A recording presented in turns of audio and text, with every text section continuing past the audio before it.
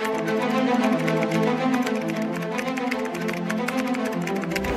p.m. and we're bringing you the developing news and the stories behind the headlines. This is Storycon. I'm Patrick Paez.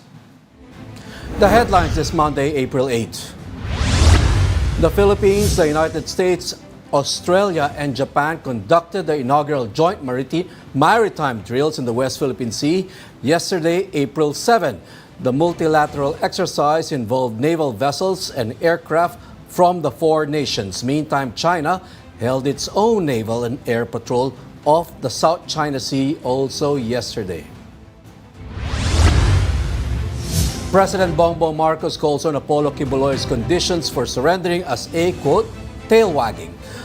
But Marcos Jr. assured that all proceedings against the passer would be fair. The passer earlier said he will not surrender unless the government guarantees that the United States will not meddle in his cases. A recent Okta research survey showed that 31% of Filipinos are pro-Marcos while 20% are pro-Duterte. Only 4% said they support the old opposition, while 29% said they do not support any of the three. Okta research fellow earlier told Storycon that the survey was conducted to find out the political leanings of Filipinos in the lead-up to the 2025 midterm elections. The MMDA said former Ilocos Sur Governor Chavit Singson's convoy was caught using the EDSA busway on Monday. He was given a violation ticket. Meantime, Singson took to Facebook to explain and apologize for the incident. I'm very sorry at hindi sinasadya dahil nag-overtake daw yung driver. Hindi naman sa bus lane mismo, nag-overtake lang sa... Hindi nakasarayo kasi bukas. Nag-overtake. Anyway, hindi dapat tularan. And my congratulations sa mga tiga-MMDA na nakahuli. Nahanap ko ngayon si Chairman Artes na bigyan ko ng premyo mga nakahuli sa akin, bigyan ko ng 100,000. Aside sa multa ng lisensya. Yung plaka, walang plaka yun, bagong gawa. Gawa kasi kami ng, ang tawag namin doon, BMW ang gumagawa, Baluarte Motor Works, ng bulletproof cars na bagong-bago, kaya wala pang plaka. Okay, Manny, BMW, not Bavarian Motor Works, ha? Baluarte Motor Works. Baluarte. So, from Ilocos. Mukhang tangke. Oo. Mukhang tangke yung sasakyan. Mukhang armored carrier eh. Oo, talagang tipong binubuksan nga yung pintuan para to see si Governor Chavit. Sabi niya, bulletproof daw eh. Bulletproof. Oo, sa kaya kumukuha ng bulletproof casing yan. Okay. Kasi wala naman tayong technology for bulletproofing. No? Oo, so imported materials. Imported yan. Dito na lang yung yung assembly. Pero parang parang Land Cruiser eh. Ang body, no? Oo, yung body. So also joining the Storycon today on Zoom is Amy Pamintuan, Editor-in-Chief of the Philippine Star. And with me here today is Manny Mogato, our One News Defense Editor. Okay, let's start off right away. Amy, what are we looking at on the front pages of the Philippine Star? Good afternoon, Patrick. Happy Monday, and of course, Manny. Medyo pare-pareho tayo ng binabantayan, pero up to now, we're still waiting for someone to enforce, of course, the arrest warrant on Pastor Quiboloy. Sinabi nga ni President Marcos, well, si Justice Secretary muna, sabi niya, wala daw sa pwesto si Quiboloy to set conditions for his surrender. At si President Marcos naman, sabi niya, it looks like the tail daw, wagging the dog, yung mga condition na yan. And the only thing he can give to the pastor is a reassurance of a due process. Yan. So, yan ang inaabangan natin yan. At of course, yung mga sagot pa rin ng yung sagutan, tuloy-tuloy na palitan ng sagutan over the naval drills. Okay. Sagutan between which side? Natin. Sinong sagutan nino? Does this include China, ng the China US, and the Philippines? Okay. China and the Philippines. Pero Ami, parang... nakita ko kasi si Manny. Pag nakikita ko si Manny, naalala ko yung conflict sa South China Sea. Pero Ami, yung kay Pastor Quiboloy, sinasabi niya na Yes. meron daw assassination plot. Yung Amerika tsaka si Bongbong Marcos sa kanya. Ito Kung ba? gusto siya i-assassinate, palagay ko ng US, matagal nang ginawa. Tagal-tagal na niyang FBI most wanted na yan. Ano? Ayaw lang na. In fact, wala pa namang request for extradition ng US. Tinatanong nga natin dun kay Ambassador Baby Romualdez, bakit parang natatagalan daw? Sabi niya, balita niya, gusto yatang tapusin muna yung mga cases dito. Right. Kaya nga sabi natin, di ba, baka abutin niya ng 20 years. Oo. So, yun obviously, mas kinatatakutan ni Pastor Quiboloy yung mapunta siya sa US kaysa yung mga processes dito sa atin So, ayan. Palagay ko naman, mas mag-i-enjoy si Pastor sa kulungan sa Amerika kaysa sa Muntinlupa. Ayun, yun lang. Meron na tayong dating congressman na napunta sa US, di ba? Si Jimenez, remember? Parang, Si Mark. mukhang masama epekto sa kanya nung incarceration niya ron Si Nung nakabalik dito, Ato di ba? Kang, nakulong din doon, di ba? Yes. Kaya mas mukhang takot sila doon. Saka, obviously, mas mabilis yung, meron ng order dito sa Supreme Court. Actually, nabilisan nga yung mga cases. Kaya lang, syempre, ang iniisip natin, mas mabilis yung wheels of justice doon at mas madali, if you're guilty, mas madali kang madire-diretso sa kulungan. Ayun, oo. Dito, pwede mong gamitin yung posisyon mo at pera para i-delay. At saka pwede kang hospital arrest, hindi yan. ba? Oo. Baka medyo may edad na siya, humanitarian. Yan, oo. Alam mo naman Gi- na dito sa atin Given his stature, di ba? Hindi naman siguro Yes. diretsong munti yan. O hindi naman siguro Kaya Davao nga. City Jail yan. Malamang yan either PNP Custodial Center. What are the Yan, usual oo. places ba? Custodial Center. Yes. Or kung may sakit siya, veterans, pwede. Pwede rin, Veterans oo. Hospital. Mga ganong klase Kaya mga nga. detention. O pwede rin sa Saka Makati kahit din. ma-detain ka na di ba? Kahit ma-detain ka na sa jail, pwedeng bigla ka na lang magkakasakit at throughout the trial, wala na, may sakit ka na. Oo. Nandun ka na sa ospital. Alam mo, walang pinagkaiba sa Thailand dyan di ba? Yung dating prime minister nila na-hospital din nung umuwi. Si Taksin. Taksin. Yeah. Oo. Si Taksin, and nag-comeback sila, yung pamilya niya. Oo. May political comeback. Ngayon, napardon Yan Serve na nga. sentence na raw So we're expecting na pa rin sila, malakas pa rin sila Okay, Manny, the reason you're here, Yes. yung joint military drills, 4 countries, Japan, US, Australia, and the Philippines, no? First time nagpatrolya, maganda yung video na pinakita, no? May aerial shot ng Historic. mga frigates natin, ng BRP, Yes. I think Andres Bonifacio. Am I right? Yes. Yeah. oo. Okay. Historic yan, no? Historic yan. I'm surprised, Manny, tinapatan to ng sariling naval exercise ng China. Yes, South China Sea rin, no? Pero ang Is it of the same scale or were there more ships involved or hindi siguro kasi eto, mas malaki sa atin dahil 4 na bansa to apat na bansa? Oo. Okay. But, strictly speaking, lesser ships maybe. Dahil 4 na barko lang or something like Lima that. yung sa Lima. atin. Oo. Two ships from the Philippines. Oo. Tapos meron pang another ship na kung saan nakasakay yung mga reporters para i-observe yung exercise, yung BRP Valentin Diaz. Do we know what scale was the Chinese naval exercise? Wala kang sinasabi kung ilan yung barko nila at ilang yung aeroplano. Pero ang sinasabi ngayon ni General Romeo Browner, Chief of Staff natin, na may namataan silang 2 Chinese PLA, Navy. No? 6 miles ang layo mula sa exercise area sa may bandang Busuanga sa Palawan. No?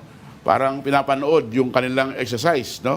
Hindi naman daw nag-interfere, Again? pero obviously, minamanmanan yung dumadaang mga barko. No? So, tinitingnan nila kung anong ginagawa. Normal yan kasi madalas pag nag-exercise ang Pilipinas at ang US, nagmo-monitor ang China. Minsan nga, nung nag-exercise yung China tsaka yung US tsaka Philippines, sa loob ng ating karagatan, sa may bandang Palawan area, may pumuntang Chinese Coast Guard para bantayan. Okay, now joining us also to help us unpack the developments in the West Philippine Sea is Professor Renato De Castro, Defense and Security Analyst. Professor. Good afternoon, Professor. Hi, Hello, Professor. Manny. Hello, Patrick. Amy, kamusta po kayo? Okay. Buti po. Hi. Hi.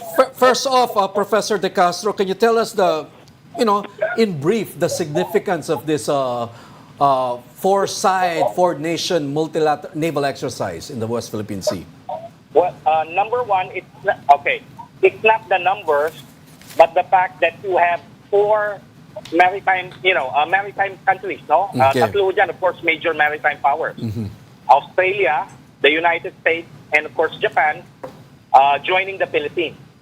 So the fact that it is a multilateral maritime cooperative activity has a lot of significance.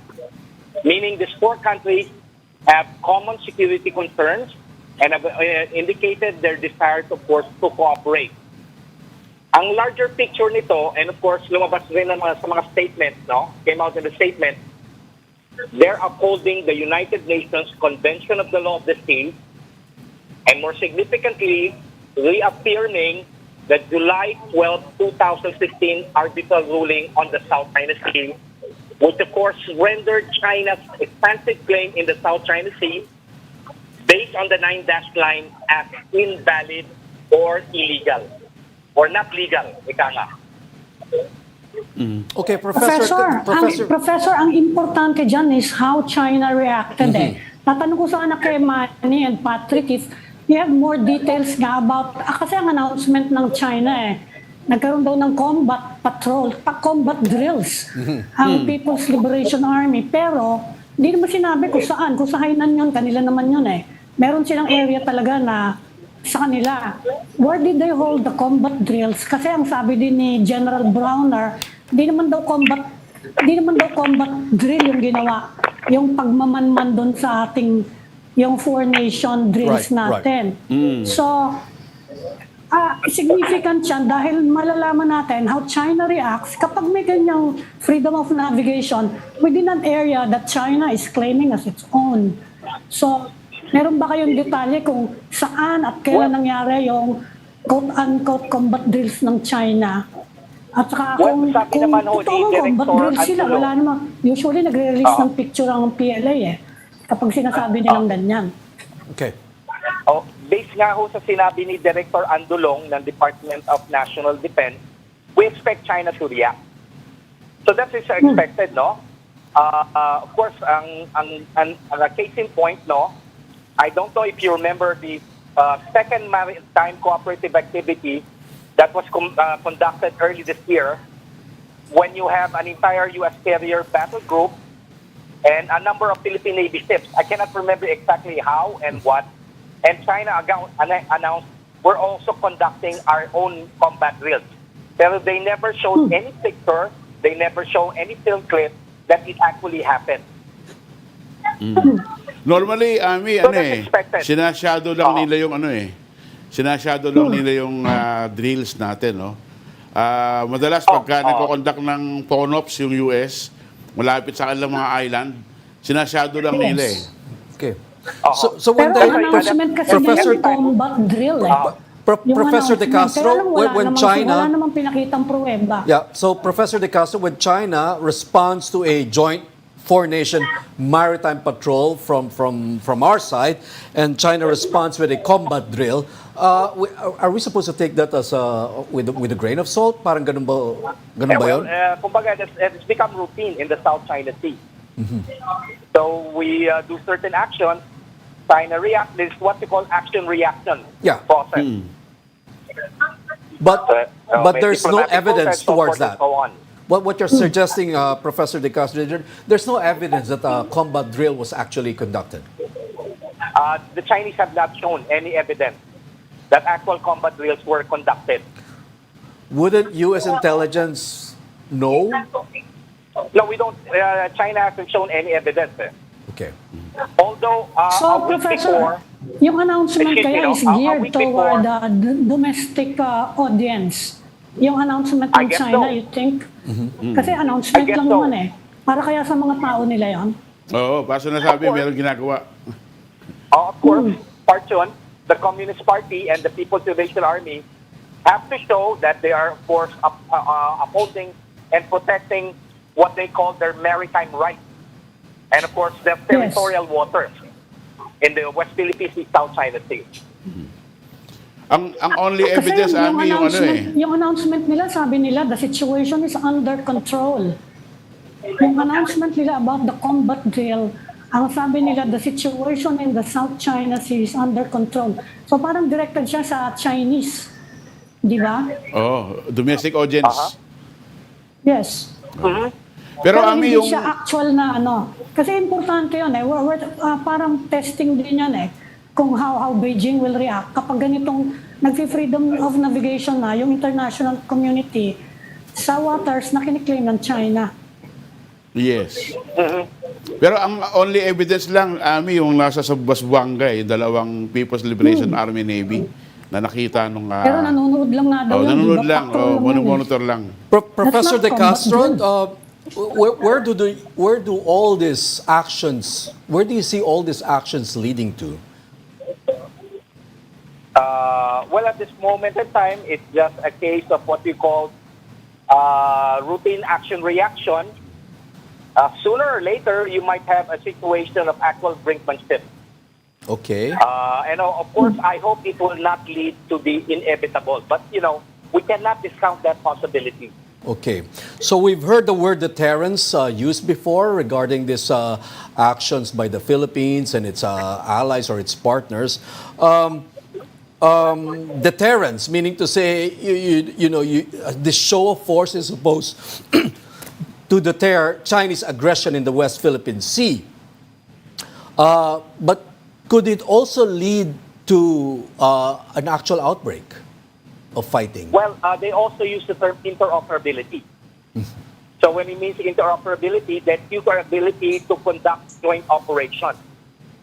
So it's deterrence, but it also look at the worst case scenario that both allies, the two allies, the Philippines and the U.S., and of course two other U.S. allies, Japan and Australia, might be conducting, not only actions that are deemed operations other than war, but actual, I will not discounting the possibility, outright use of force.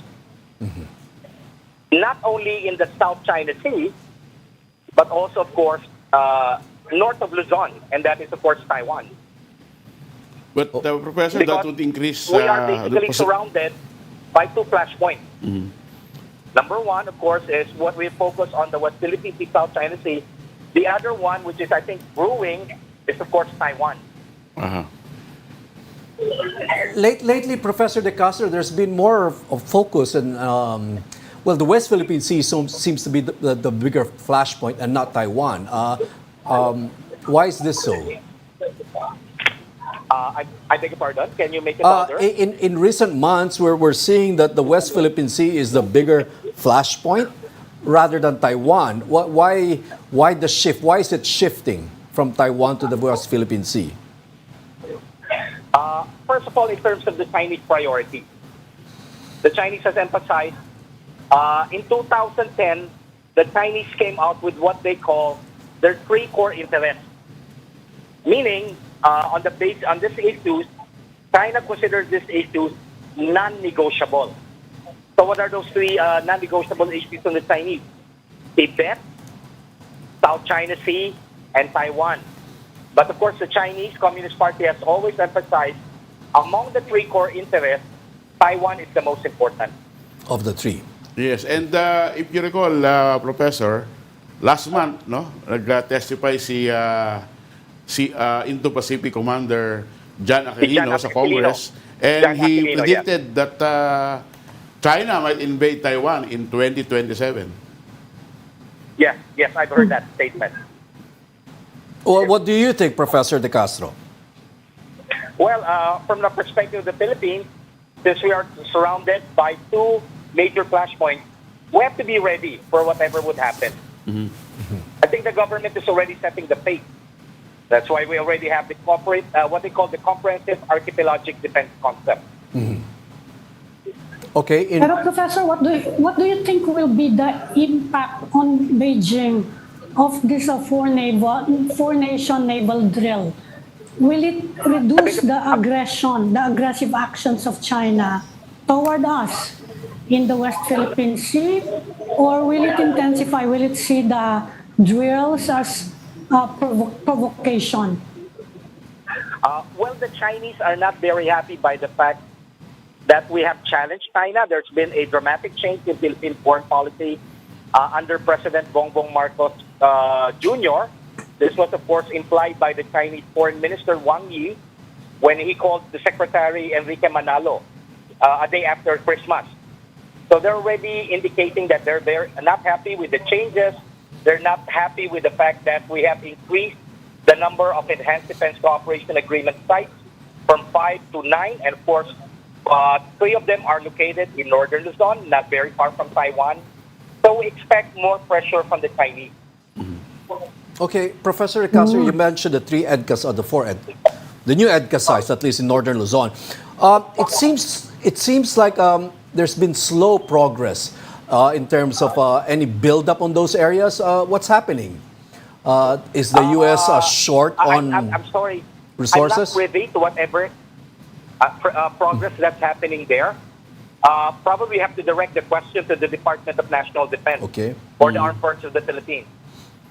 I think this is a type of development that you would rather make sure that the public eye is not focused on it, given the fact that we have a number of legislators who are very critical with our close security relationship with the United States. I need not mention their names. Okay. They're very critical about the improvement in Philippine-U.S. security relations. They always turn a blind eye to Chinese coercive actions against us.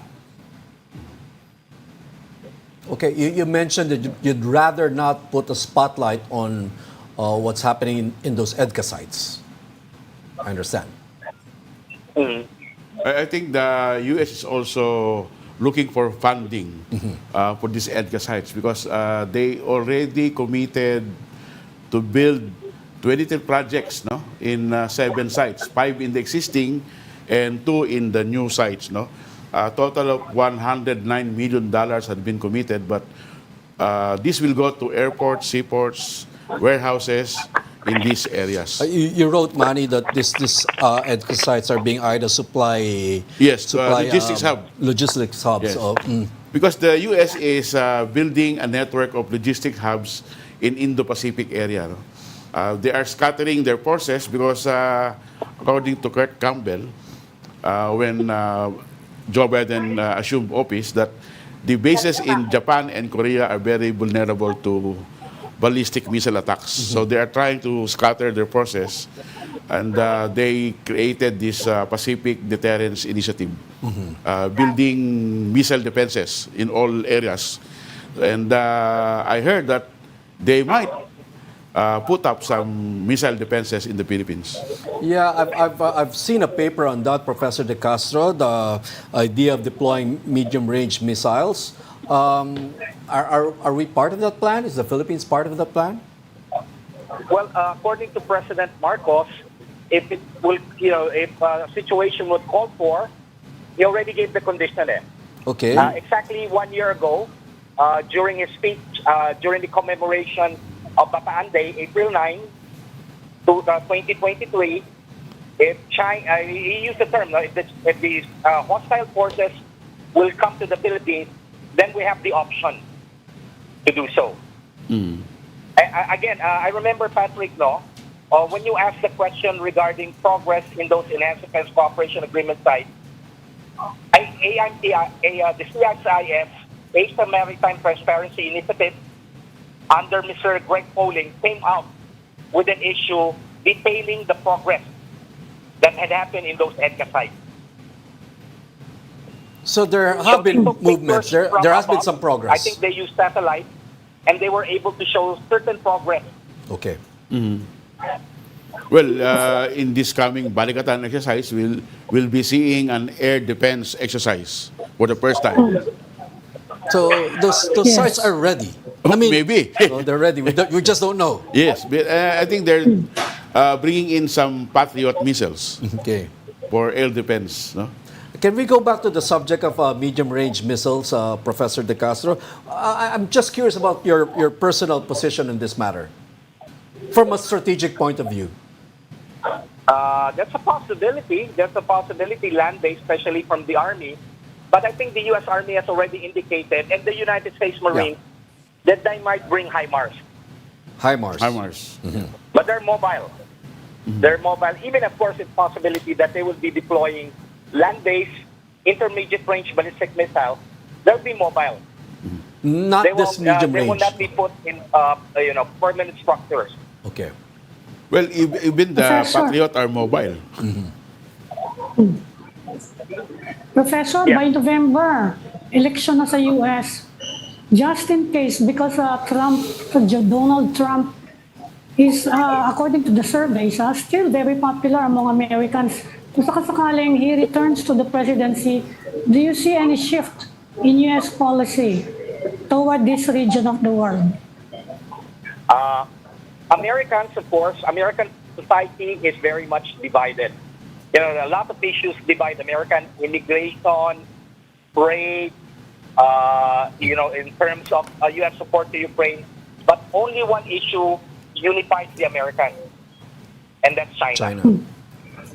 So when it comes to the issue regarding the strategic competition with China, there is a bipartisan consensus.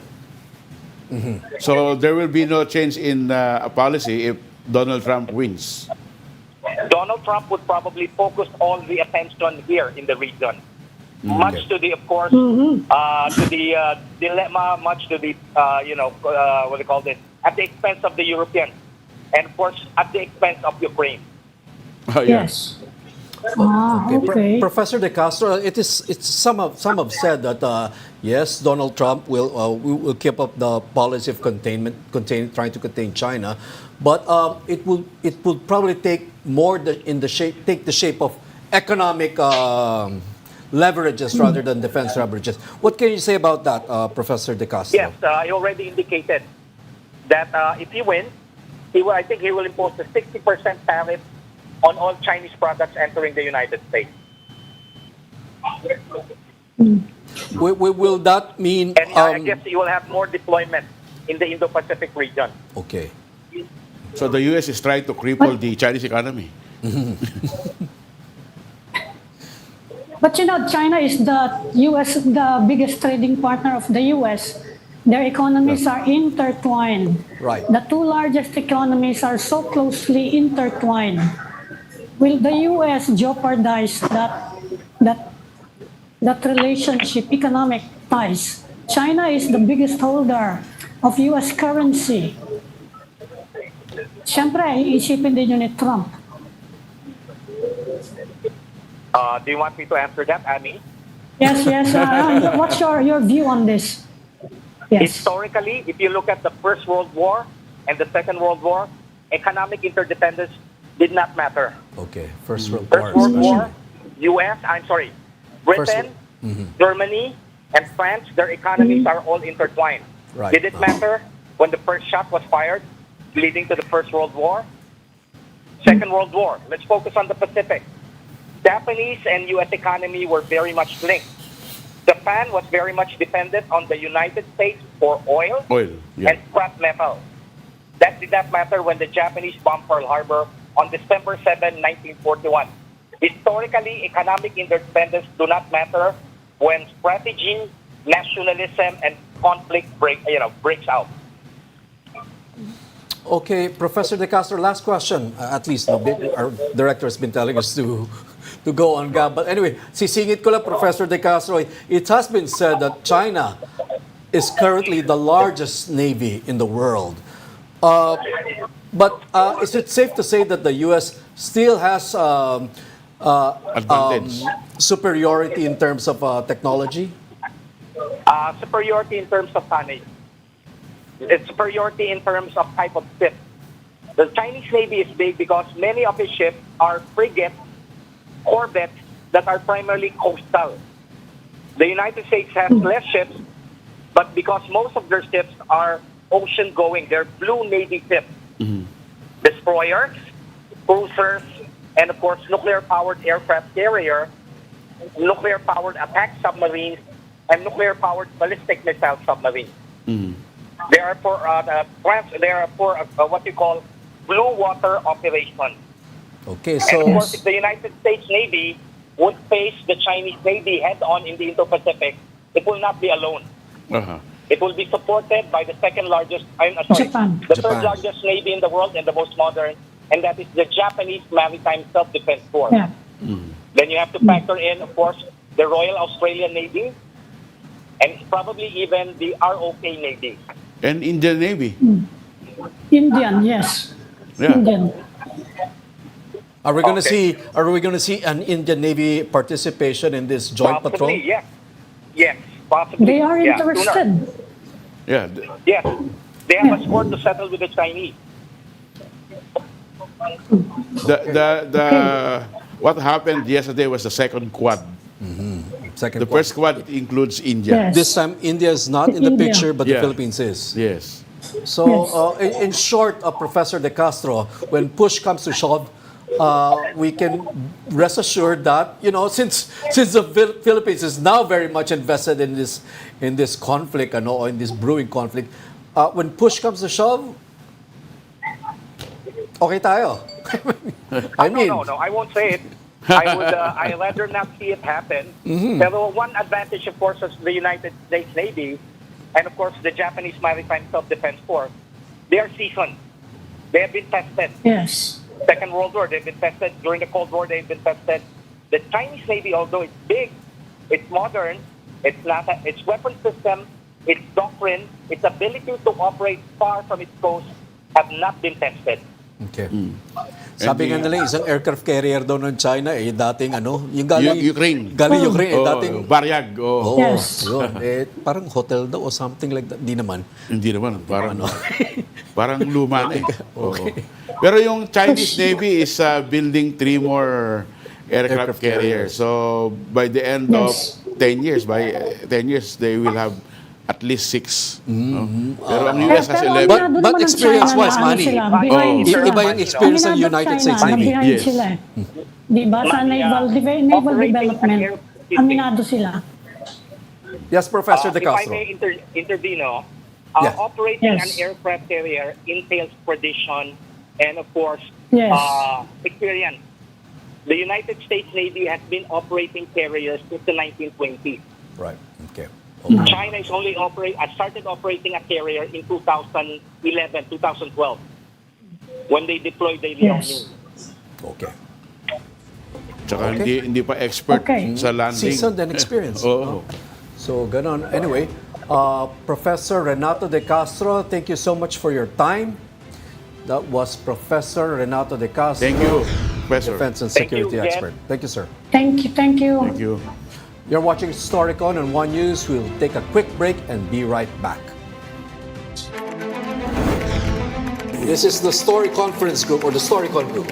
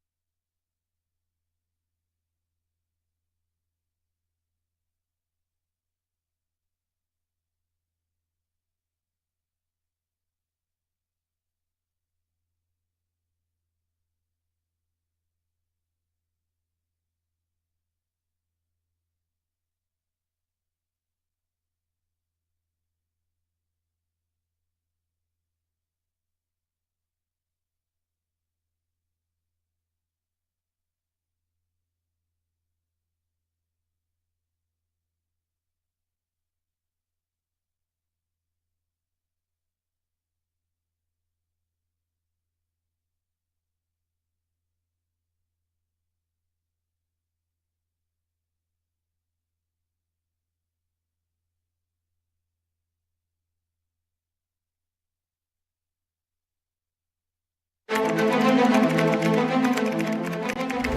the developing news and the stories behind the headlines. Welcome back to Storycon, the Story Conference. I'm Patrick Paez with Philippine Star Editor-in-Chief Amy Pamintuan and One News Defense Editor Manny Mogato. Okay, the next question, where is Apollo Quiboloy? Maybe our next guest knows where. Yes. Let's bring in Attorney Ferdinand Tapacio. Attorney? Good afternoon, Hi, attorney. There, okay. Good afternoon. Yes, good afternoon, Boss Amy, Sir Manny. Yes. Quick, good to see you again. Yes. Attorney, kamusta na kliyente nyo? Where in the world is Pastor Apollo Quiboloy? Well, the last time I saw him, he was at the Prayer Mountain. He was in a state of contemplation and meditation. This was how many days or weeks ago, Attorney? Oh, well, I think that was before I left for Singapore on the 22nd.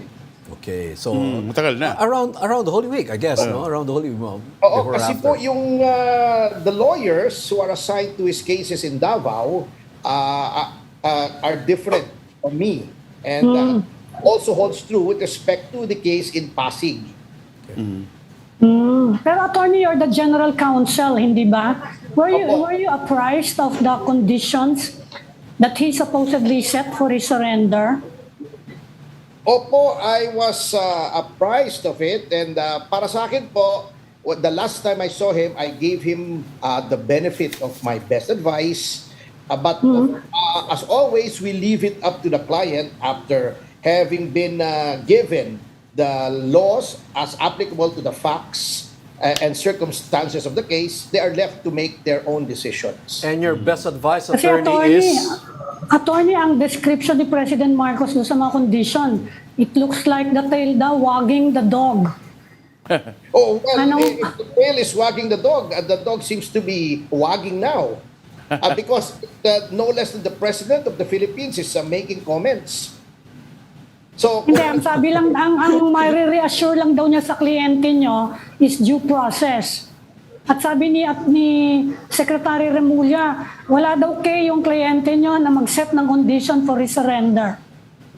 well, Natin ang position to set conditions. well, lahat naman po can ask for concessions. Kasi yung Marcos family nga, hindi ba?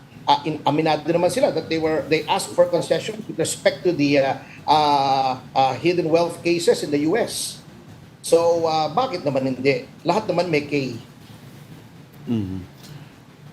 Attorney, Arrest you warrant siya, mentioned... attorney. Arrest warrant siya eh. Criminal case din yung, di ba? Aminado naman siya sa isang interview niya, di ba? That they set conditions for the return of the wealth, etc., etc. So, well, if these conditions are not acceptable, then he's the chief executive, he has the police and the military under him, he would know what to do. Okay, Attorney, you mentioned giving Pastor Apollo Quiboloy your best advice. And this best advice would be what, Attorney? Well, I will have to invoke lawyer-client Ayun. privilege on that, but rest assured that I have been in the similar situation so many times in my 32 years of being a lawyer.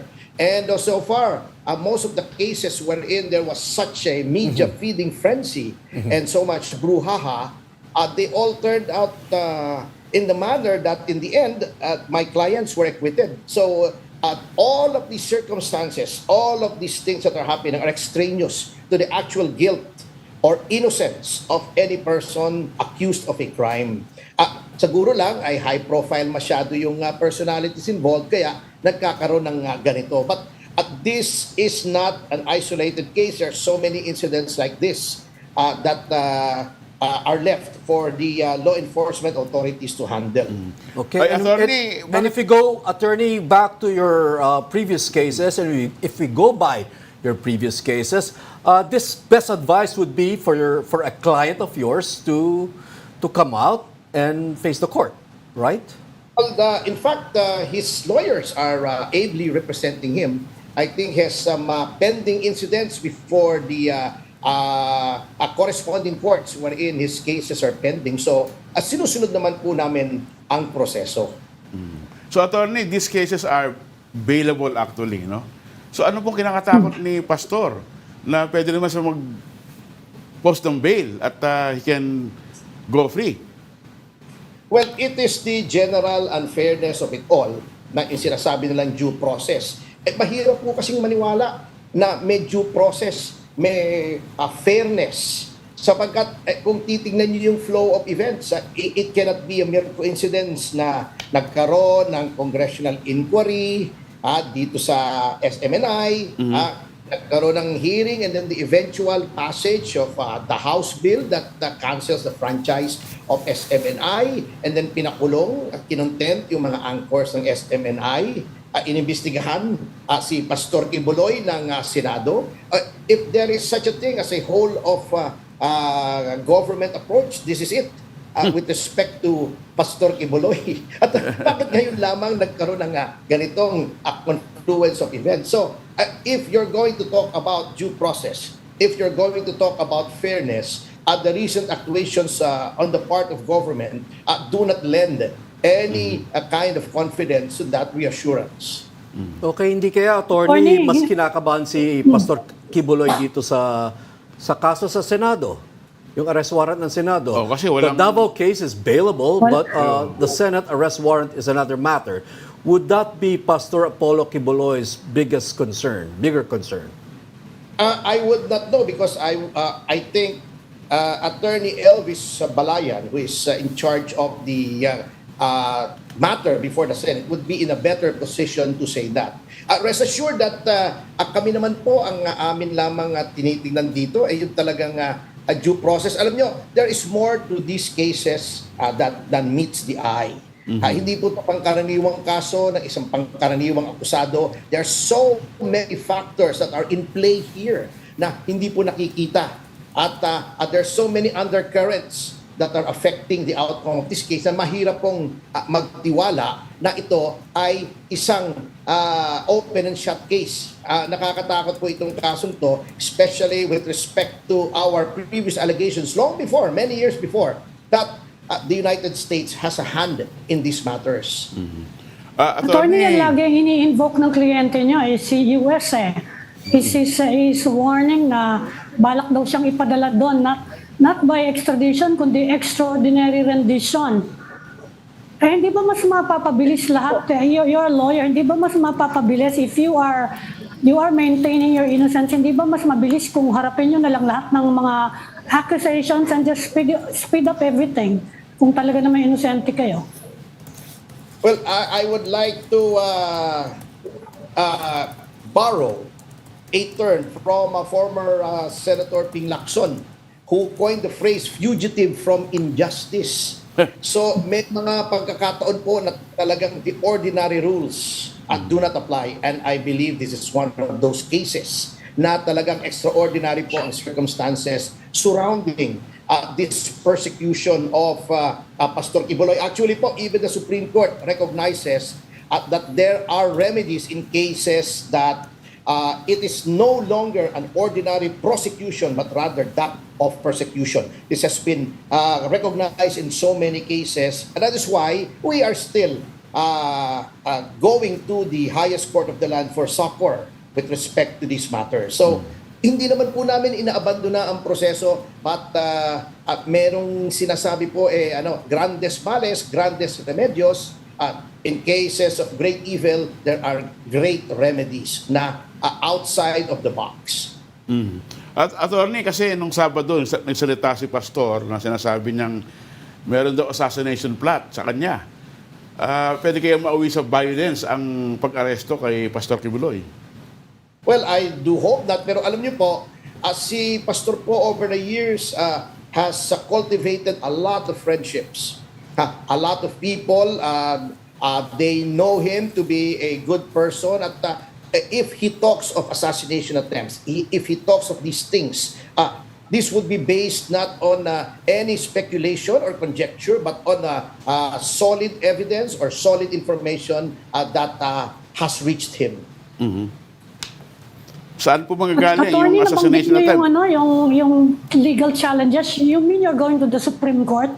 Kasi may arrest warrant na. You can challenge may mga ganung moves po. Because I'm not the only lawyer, this is a team effort. And during the meetings that I have had with his other lawyers, and they are very good lawyers, all of them are learned in the profession. At magaganda naman po yung mga mungkahi nila, their game plan with respect to the remedies available to us at the moment. And these remedies can be availed of even during this time that the pastor has not yet been taken into custody. So, nandun naman po kami at dinadaan namin po sa prosesong legal. Wala naman kaming banta ng violence or any threat of violence or any other extra legal means. Nasa legal lang naman po kami palagi. Meaning ipapakwash niyo po yung arrest through the Supreme Court? Opo, marami naman pong remedies sa Boss Amy na available sa amin. And of course, being veterans in the profession, ay alam naman po namin. We know our way around. We can navigate through this whole maze of legal remedies, and we intend to avail of every one of them. At well, isang magandang argumento dyan na ni-raise ni Atty. Torreon ay yun nga the question of delay in the Department of Justice. But because in so many cases, hindi nga inabot ng 4 na taon, ilang taon lamang, at sinabi ng ating Korte Suprema na that is already a violation of the right to speedy trial, and the result of that, since it is an unconstitutional act, is that it voids the indictment. So marami po this is not a plain and simple case na inimbestigahan, may warrant, at this is a politically charged case, especially right now under the present administration. Maiba ko, attorney. Kamusta na po si Congressman Teves? I visited him po last week from the 28th to the 30th sa Timor-Leste. And he is in good spirits. Kausap ko rin yung mga people who have him in custody, people who are in government, who are in charge of the justice system there. At ang una-una nga pong sinabi nila ay, well, things should not have gotten out of hand kasi parang sinabi yata nitong ating direktor ng NBI that he quoted the president of Timor-Leste as saying that he wanted supposedly Congressman Teves to be deported immediately. They said that that should not have been done because all communications, all statements that may be attributable to the president of Timor-Leste should be released through official channels, which is the media bureau of the office of the president of Timor-Leste. But that having said that, they walked me through. Yung mga abogado po sa Timor-Leste walked me through the procedure that Congressman Teves has to go through with respect to his custody, because he's not in custody in Timor-Leste because of a violation of any crime in Timor-Leste. As in fact, I was informed by the Intelligence Bureau of Timor-Leste that for a month, they surveilled Congressman Teves because he has been tagged as a terrorist by our government. But they found no evidence of any activity relating to terrorism, nor any illegal activity for that matter. Diba, Attorney, there's supposed to be a 15-day period. Holding period. Yeah, cooling off period or whatever that period is. So I understand that's if it's not over, it's almost over. So what happens next? After those 15 days? I was informed that that period is extendable at the discretion of the court. And then I was also informed that at this point, all avenues are still present in order to allow Mr. Teves to stay in Timor-Leste. You know, due to the historical experience of Timor-Leste, and I speak from experience because very few people know that during 1999 up to the time that Timor-Leste became an independent country, I was very active in the Free Timor movement together with some friends. And so I have friends there who are now holding responsible positions in government. And because of their historical experience of being an oppressed people, they are very big on human rights and political asylum and considerations of safe refuge in Timor-Leste from political persecution. Okay, thank you, Attorney Ferdinand Tapasio, counsel to Pastor Apollo It's Quiboloy. always a pleasure. And also Thank you, counsel to Attorney. Congressman Thank Arnie Thank you, Teves. ma'am. Yes. Thank you, Boss Amy, Sir Patrick, Sir Manny. God bless. Thank you. Thank you. Thank you. Okay, thanks for joining me this afternoon. Amy Pamintuan, Editor-in-Chief of the Philippine Star, and also Manny Mogato, our One News Defense and Security Editor. Join us again tomorrow at 4 p.m. for the Storycon. I'm Patrick Paez, and we are One News, all sides, all the time.